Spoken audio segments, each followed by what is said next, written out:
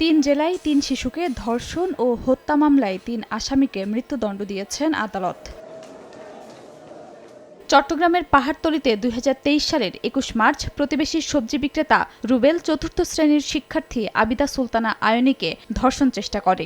ব্যর্থ হয়ে শ্বাসরোধে হত্যা করে শিশুটিকে। তদন্তে রুবেলের সম্পৃক্ততা পেয়ে তাকে গ্রেফতার করে পুলিশ। তার দেয়া তথ্যের ভিত্তিতে নিখোঁজের ৯ দিন পর ডোবা থেকে আয়নীর মরদেহ উদ্ধার করা হয়। দীর্ঘ বিচারিক প্রক্রিয়া শেষে চট্টগ্রামের নারী ও শিশু নির্যাতন দমন ট্রাইব্যুনাল ২ এর বিচারক সাইফুর রহমান ফাঁসির আদেশ দেন।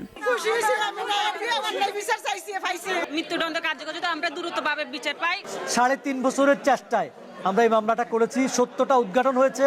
একমাত্র আসামি রুবেল এই ঘটনার জন্য দায়ী। আজকে হুজুর আদালত এই আসামিকে, একমাত্র আসামিকে ৩টা অপরাধে, একটা অপরাধের জন্য মৃত্যুদণ্ড, আরেকটা অপরাধের জন্য যাবজ্জীবন কারাদণ্ড, আরেকটা অপরাধের জন্য ১০ বছর সশ্রম কারাদণ্ড দিয়েছে। ২০২৩ সালের ২১ ডিসেম্বর চুয়াডাঙ্গার জীবননগরে শিশু মরিয়মকে জোরপূর্বক ধর্ষণ করে এক ভ্যান চালক, পরে জবাই করে হত্যা করে। ঘটনার পরদিন নিহতের বাবা বাদী হয়ে জীবননগর থানায় মামলা করেন। ২০২৪ সালের ৭ ফেব্রুয়ারি আসামিকে গ্রেফতার করে পুলিশ।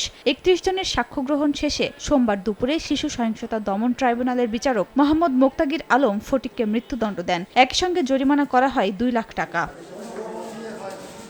এছাড়া মাগুরায় ৬ষ্ঠ শ্রেণীর স্কুল ছাত্রী রাজিয়া খাতুন ধর্ষণ ও হত্যা মামলায় একজনের ফাঁসির আদেশ দিয়েছেন আদালত। জেলা ও দায়রা জজ আদালতের বিচারক মোহাম্মদ মিজানুর রহমান এই আদেশ দেন। খাদিজা স্বপ্না, সময় সংবাদ।